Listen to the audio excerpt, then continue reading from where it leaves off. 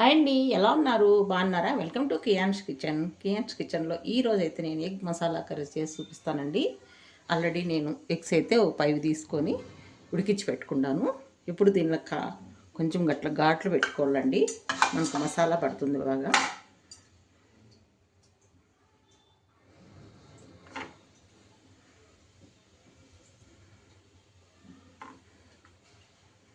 ఇక ఘాట్లు పెట్టుకోవడం వల్ల లోపలికి మసాలా అంతా పోయి టేస్ట్గా ఉంటాయి ఎగ్స్ అనేది.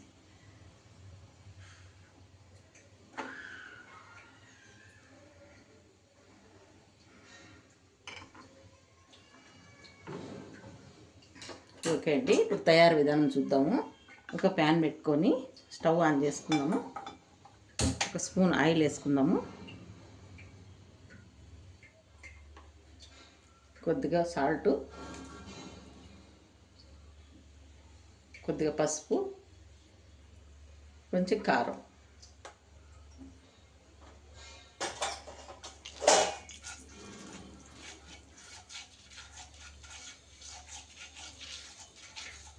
ఈ ఆయిల్లో ఎగ్స్ అనేది కొంతసేపు వేయించుకుందామండి.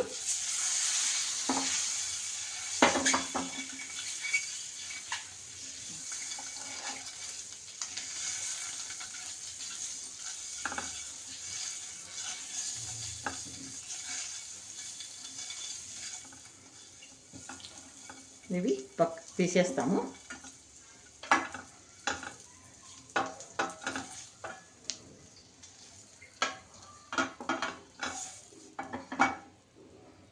ఇదే ప్యాన్లోకి కొద్దిగా 2 స్పూన్లు ఆయిల్ వేద్దామండి.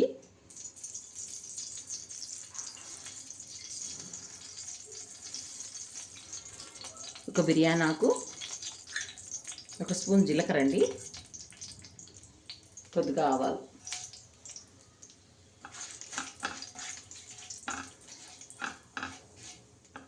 జీలకర్ర ఆవాలు బిర్యానీ ఆకు వేసినాం కదండి.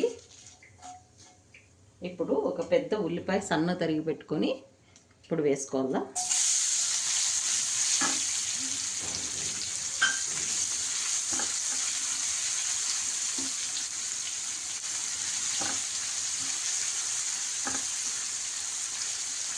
ఒక 2-3 పచ్చిమిర్చి కట్ చేసుకొని వేసుకోవాలా.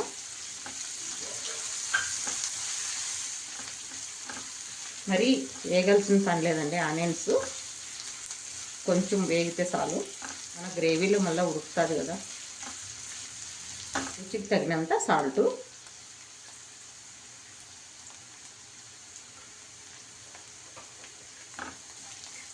ఇప్పుడు ఒక టేబుల్ స్పూన్ అండి అల్లం వెల్లుల్లి పేస్టు. ఈ అల్లం వెల్లుల్లి పేస్ట్ కూడా పచ్చివాసన పోయాక వేయించుకోవాలా. ఇప్పుడు ఆనియన్స్ వేగినాయి కదండి, ఒక పెద్ద టమాటా సన్న తరిగి పెట్టుకున్నాను, అది వేసేద్దాము.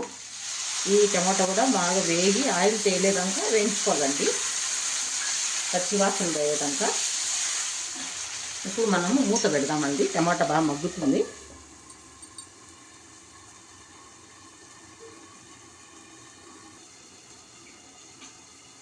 చూస్తామండి, మూత తీసి టమాటా మగ్గిందేమో.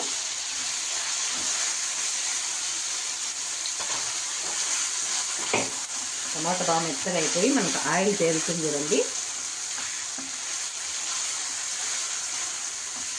ఇప్పుడు మనం మసాలాలు వేసుకోవాలా.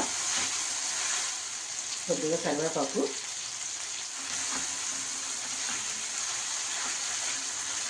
ఇప్పుడు మనం మసాలా వేసుకున్నప్పుడు స్టవ్ సిమ్లో పెట్టుకోండి. కొద్దిగా పసుపు, 2 స్పూన్ల కారము, 1 స్పూన్ ధనియాల పొడి, వేయించి మిక్సీ పట్టుకున్న జీలకర్ర పొడి 1 టీ స్పూన్,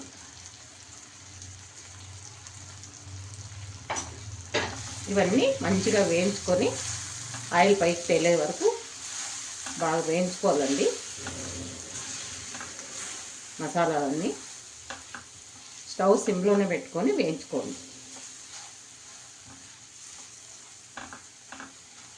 నేను 5 ఎగ్స్ తీసుకున్నానండి, దానికి తగ్గట్టే నేను మసాలాలన్నీ వేసినాను.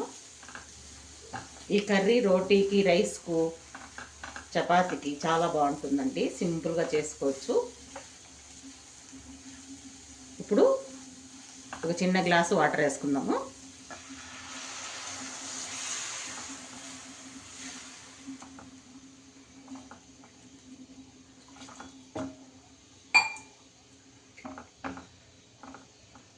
ఇది కొంచెం మూత పెట్టుకొని కొద్దిసేపు ఉడకనిద్దామండి. గ్రేవీ చూస్తామండి.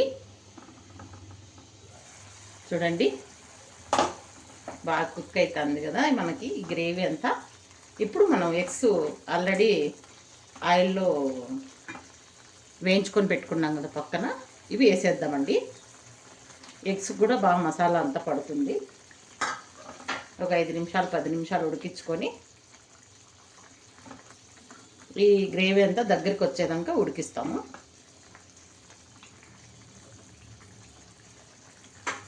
దీంట్లోకి కొత్తిమీర కొంచెం వేసేసి మళ్ళీ మూత పెట్టేస్తామండి. ఇప్పుడు